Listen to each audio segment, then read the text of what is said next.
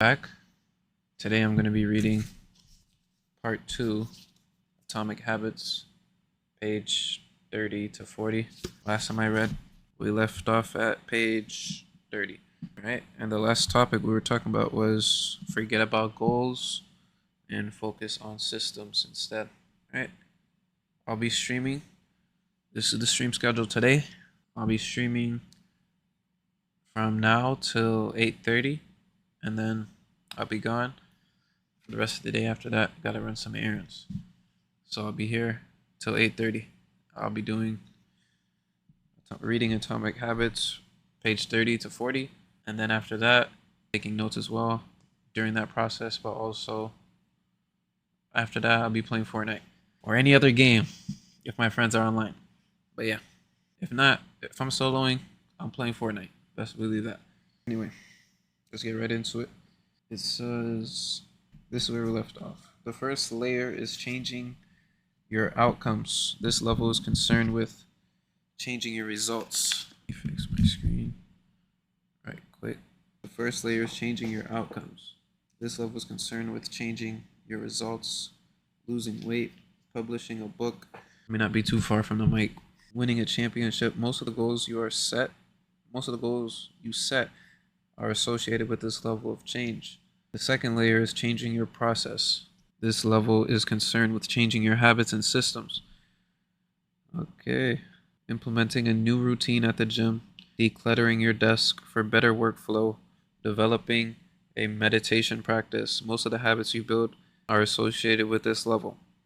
The third and deepest layer is changing your identity. This level is concerned with changing your beliefs, your worldview, your self-image, your judgments about yourself and others. Most of the beliefs, assumptions, and biases you hold are associated with this level. Outcomes are about what you get. Hello, Stitch. How you doing? Outcomes are about what you get. Processes are about what you do. Identity is about what you believe. When it comes to building habits that last, when it comes to building a system of 1% improvements, the problem is not that one level is better or worse than the other. All levels of change are useful in their own way. The problem is the direction of change. Many people begin the process of changing their habits by focusing on what they want to achieve.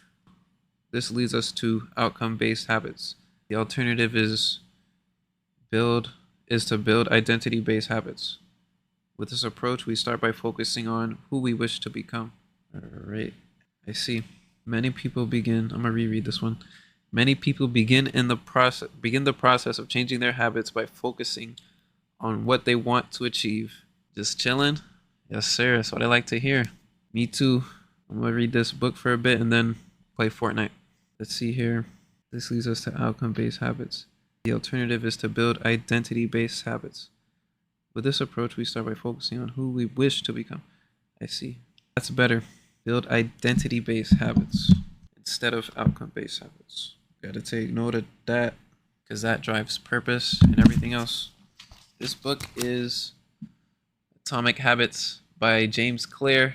It's a book about discipline and, building good habits and breaking bad ones. Yep. This book has been hitting. Let me tell you that. This is the first business book that I bought, so I can't really speak on books or recommendations for real. But so far, I've been enjoying reading it and learning some informative, good information. Let's see. Better to build identity-based habits than the popular pick, which is outcome-based habits. All right, let's see. So there's 3 layers of behavior change: outcomes, processes, identity. And steps for outcome-based habits starts from outcomes. Then it goes down to the processes. Then it goes down to identity. 1, 2, 3. And then identity-based habits starts from identity. And it goes up to processes. And then it goes to the last one, which is outcomes. See, and it's kind of neat. It's very neat that he put it in pictures too. So you kind of visualize. You can visualize what he's talking about a little bit. He put it like that. Like, that's just fire. Gives you something to imagine. Put a picture to the words. Let's see. Page 32. Imagine 2 people resisting a cigarette. when offered a smoke. The first person says, "No thanks, I'm trying to quit." It sounds like a reasonable response, but this person still believes they are a smoker who is trying to be something else. They are hoping their behavior will change while carrying around the same beliefs. The second person declines by saying, "No thanks, I'm not a smoker." It's a small difference, but this statement signals a shift in identity. The smoking was a part of their former life, not their current one, and they no longer identify as someone who smokes. Most people don't even consider identity change when they set out to improve. They just think, "I want to be skinny." They're just thinking the outcome. Only book I read was Percy going to Greek camp and Goosebumps. Goosebumps. Okay. So those are, what are those books called? Those are books that I think I saw in the school library when I was in high school. Let's see. And I think my cousin has those books. I seen that in his room. Goosebumps for sure. I'm not sure about Percy going to Greek camp, but definitely Goosebumps. But nah, you gotta read some better books. Let's see here. All right, they set goals and determine the actions they should take to achieve those goals without considering the beliefs that drive their actions. They never shift the way they look at themselves, and they don't realize that their old identity can sabotage their new plans for change. I see what he's saying. He's basically saying what he said earlier. He's given an example of what he said earlier, which is to start with identity, then go up to the process, and then the outcome. That's fire how he gave the example of it too. Let's see. Hold on, chat. They never shift the way they look at themselves, and they don't realize that their old identity can sabotage their new plans for change. Behind every system of actions is a system of beliefs. You write that down. That seems noteworthy. The system of a democracy is founded on beliefs like freedom, majority rule, and social equality. The system of a dictatorship has a very different set of beliefs like absolute authority and strict obedience. You can imagine many ways to try to get more people to vote in a democracy, but such behavior would never get off the ground in a dictatorship. That's not the identity of the system. Voting is a behavior that is impossible under a certain set of beliefs. A similar pattern exists whether we are discussing individuals or organizations or societies. There are a set of beliefs and assumptions that shape the system, and identity behind the habits. We got 4 viewers. Welcome to the chat, y'all. Appreciate y'all joining up. A similar pattern exists whether we are discussing individuals. Okay, we just read that. Behavior that is incongruent with the self will not last. You may want more money, but if your identity is someone who consumes rather than creates, then you'll continue to be pulled towards spending rather than earning. Sorry, chat. Hold on. I have to take note of that. Let me reread that for y'all. Y'all might have missed it. You may want more money. Maybe I read this actually. It says maybe you want more money, but if your identity is someone who consumes rather than creates, then you'll continue to be pulled towards spending rather than earning. You may want better health, but if you continue to prioritize comfort over accomplishment, you'll be drawn to relaxing rather than training. You gotta choose accomplishment over comfort. It's hard to change your habits if you never change the underlying beliefs that led to your past behavior. Better books. Percy and the Olympians was a great book. Okay. That is Greek mythology. Bro, I used to love reading Greek mythology, watching Greek mythology, especially Percy Jackson. That movie was lit. But yeah, I think that's what, when I first got into reading, I think Greek mythology piqued my interest. All right. And history as well. Greek mythology and history. Those were the first two. As boring as some history is to read. Let's see where I'm at. It's hard to change your habits if you never change the underlying beliefs that led to your past behavior. You have a new goal and a new plan, but you haven't changed who you are, your identity. That's why. Identity first, chat. Let me take note. Hold on. The story of Brian Clark, an entrepreneur from Boulder, Colorado, provides a good example. For as long as I can remember, I've chewed my fingernails, Clark told me. It started as a nervous habit when I was young, and then morphed into an undesirable grooming ritual. One day, I resolved to stop chewing my nails until they grew out a bit through mindful willpower alone, and I managed to do it. Then Clark did something surprising. I asked my wife to schedule my first ever manicure, he said. My thought was that if I started paying to maintain my nails, I wouldn't chew them, and it worked, but not for the monetary reason. What happened was the manicure made my fingers look really nice for the first time. The manicurist even said that other than the chewing, I had really healthy, attractive nails. Suddenly, I was proud of my fingernails, and even though that's something I had never aspired to, it made all the difference. I've never chewed my nails since, not even a single close call, and it's because I now take pride in my properly caring for them. The ultimate form of intrinsic motivation is when a habit becomes part of your identity. Got to take note of that. The ultimate form of intrinsic motivation is when a habit becomes part of your identity. It's one thing to say, I'm the type of person who wants this. It's something very different to say, I'm the type of person who is this.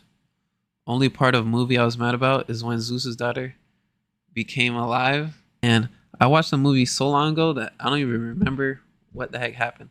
I seen long nails, was afraid, and bitten mine. Not gonna lie, I be doing the same thing.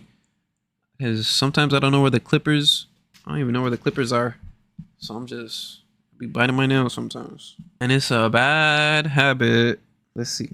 Where was I? The more pride you have in a particular aspect of your identity, the more motivated you will be to maintain the habits associated with it. If you're proud of how your hair looks, you'll develop all sorts of habits to care for and maintain it. If you're proud of the size of your biceps, you'll make sure you never skip an upper body workout. I don't have much to flex, so let me chill out. You'll make sure you never skip an upper body workout. If you're proud of the scarves you knit, you'll be more likely to spend hours knitting each week. Once your pride gets involved, you'll fight tooth and nail to maintain your habits. I wouldn't use the word pride if I wrote this book.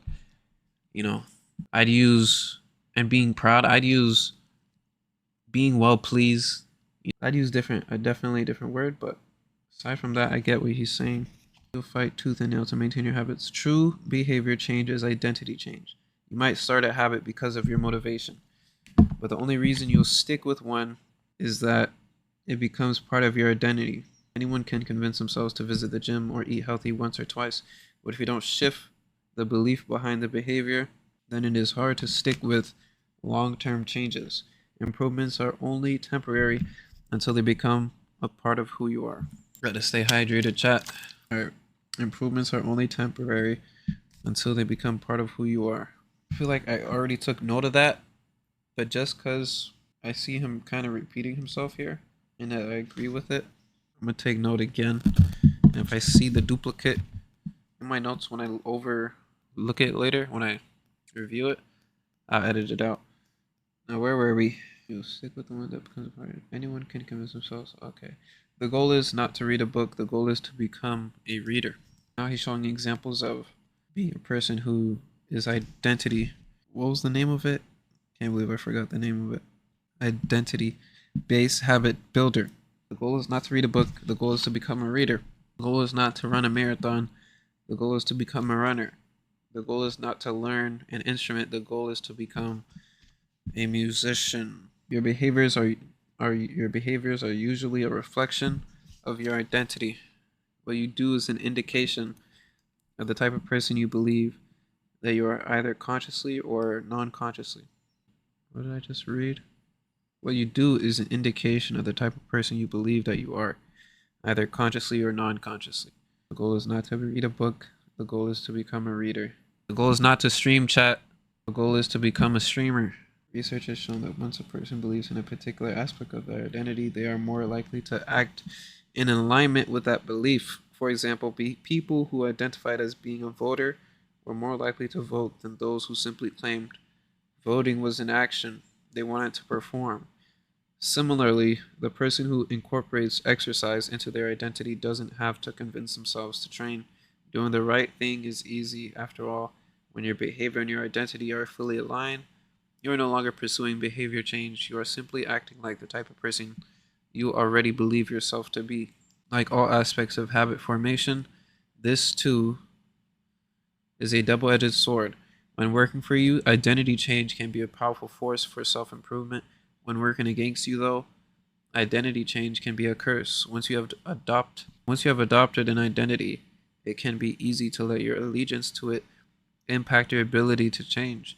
Many people walk through life in a cognitive slumber, blindly following the norms attached to their identity. I'm terrible with directions. I'm not a morning person. I'm bad at remembering people's names. I'm always late. I'm not good with technology. I'm horrible at math.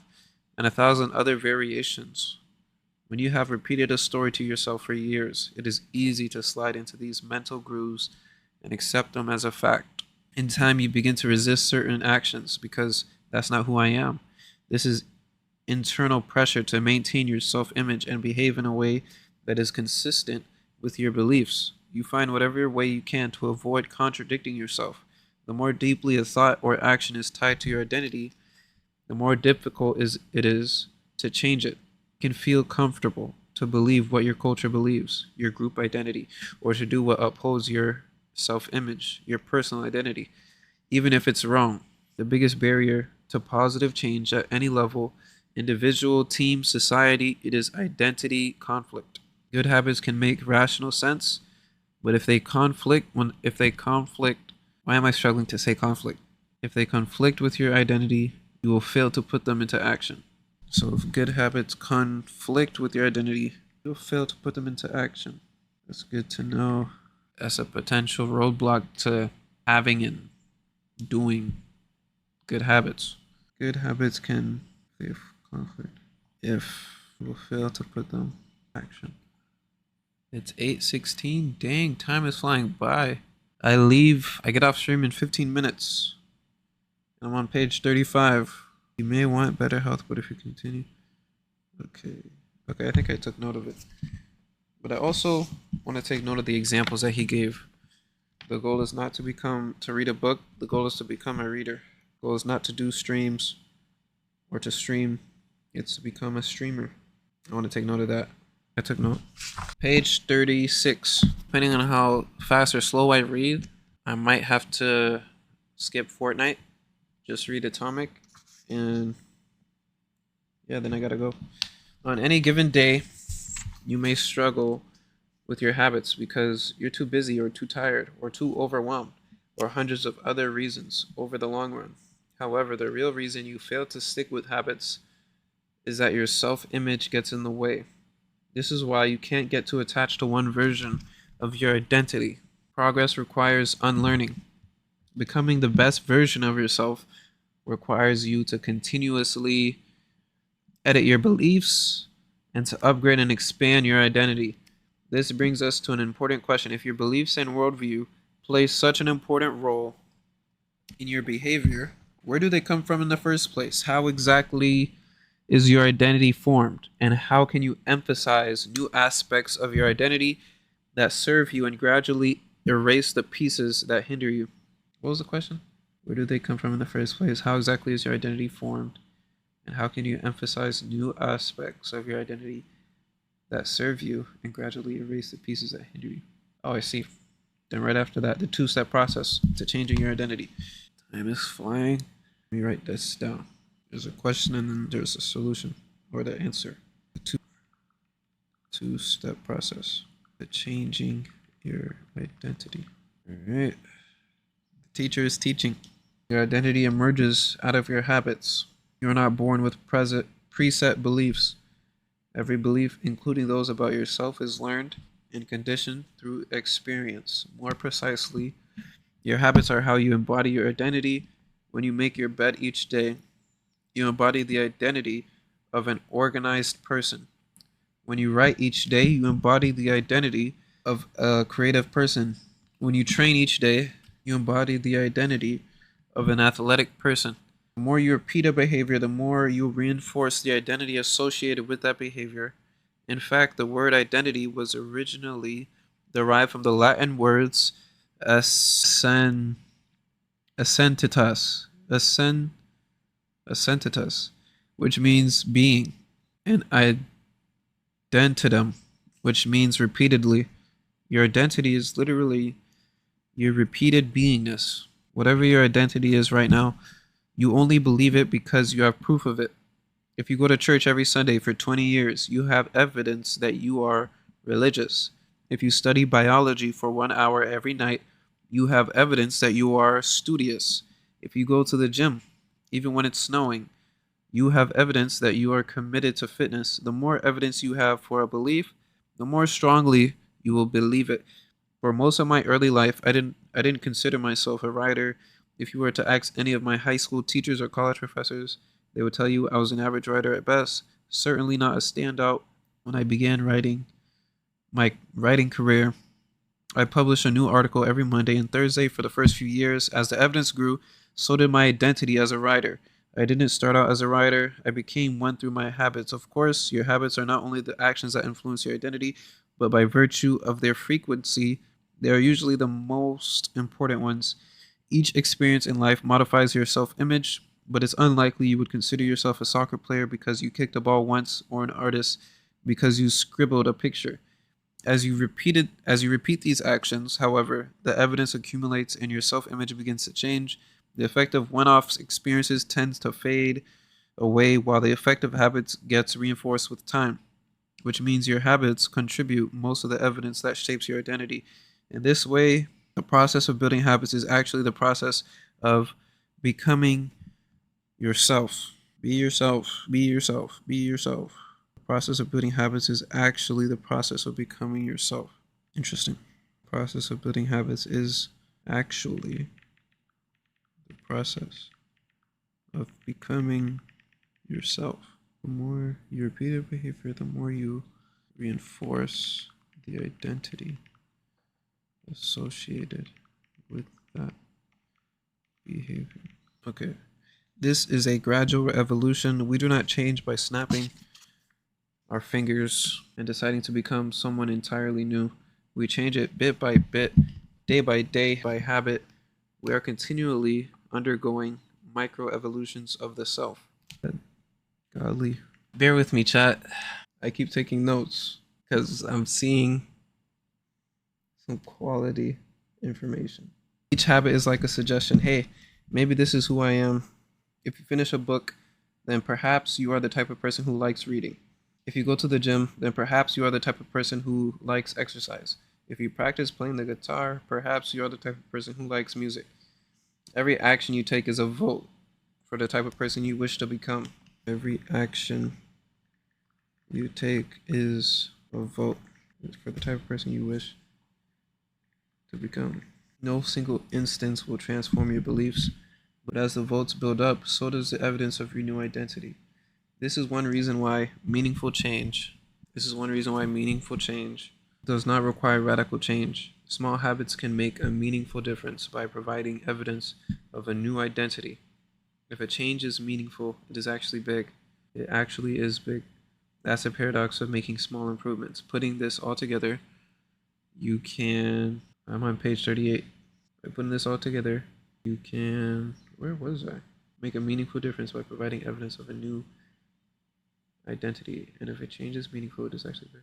That's the paradox of making small improvements. Putting this all together, you can see that habits are the path to changing your identity. The most practical way to change who you are is to change what you do. That's another note. The most practical way to change who you are is to change what you do. Each time you write a page, you are a writer. Each time you practice the violin, you are a musician. Each time you start a workout, you are an athlete. Each time you encourage your employees, you are a leader. Each habit not only gets results, but also teaches you something far more important: to trust yourself. You start to believe you can actually accomplish these things. When the votes mount up and the evidence begins to change, the story you tell yourself begins to change as well. Of course, it works the opposite way too. Every time you choose to perform a bad habit, it's a vote for that identity. The good news is that you don't need to be perfect in any election. There are going to be votes for both sides. You don't need a unanimous vote to win an election. You just need a majority. It doesn't matter if you cast a few votes for bad behavior or an unproductive habit. Your goal is simply to win the majority of the time. Let me know if my mic is too close to my mouth, if it's too loud or anything. Alright, don't want to be ear raping y'all.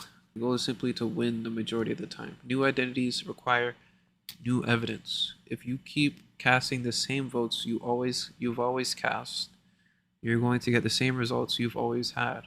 If nothing changes, nothing is going to change. It is a simple two-step process. Number 1, decide the type of person you want to be. Number 2, prove it to yourself with small wins. Interesting.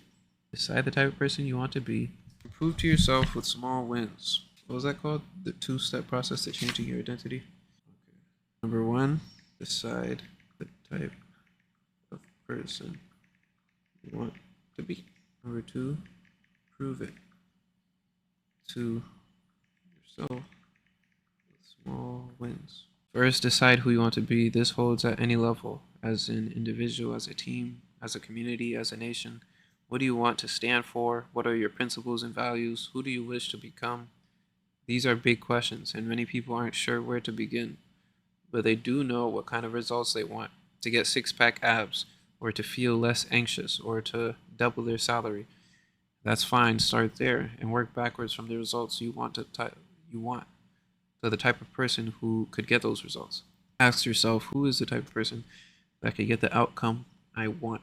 Who is the type of person that could lose 40 pounds? Who's the type of person that could learn a new language? Who's the type of person that could run a successful startup? For example, who's the type of person who could write a book? It's probably someone who is consistent and reliable. Now focus your shifts from writing a book, which is outcome-based, to being the type of person who is consistent and reliable, which is identity-based. This process can lead to beliefs like, I'm the kind of teacher who stands up for her students. I'm the kind of doctor who gives each patient the time and empathy they need. I'm the kind of manager who advocates for her employees. Once you have a handle on the type of person you want to be, you can begin taking small steps to reinforce your desired identity. Sarah Owen with the follow, appreciate you. Once you have a handle on the type of person you want to be, you can begin taking small steps to reinforce your desired identity. I have a friend who lost over, I'm on the last page chat, and it's past the time I said I'll end stream. It's 8:32 p.m. So I'm gonna finish this last page real quick and then say my goodbyes. Alright. I have a friend who lost over 100 pounds by asking herself, what would a healthy person do? All day long, she would use this question as a guide. Would a healthy person walk or take a cab? Would a healthy person order a burrito or a salad? She figured if she acted like a healthy person long enough, eventually she would become that person. She was right. The concept of identity-based habits is our first introduction to another key theme in this book, feedback loops. Your habits shape your identity, and your identity shapes your habits. It's a two-way street. The formation of all habits is a feedback loop, a concept we will explore in depth in the next chapter. But it is important to let your values, principles, and identity drive the loop rather than your results. The focus should always be on becoming that type of person, not getting a particular outcome. The real reason habits matter. Identity change is the North Star of habit change. The reminder of this book will provide you with step-by-step instructions on how to build better habits in yourself, your family, your team, your company, and anywhere else you wish. But the true question is, are you becoming the type of person you want to become? The first step is not what or how, but who. You need to know who you want to be. Otherwise, your quest for change is like a boat without a rudder, and that's why we are starting here. That's the end. Made it to page 40. Next time I'll be reading, it'll be starting at page 41. All right, chat.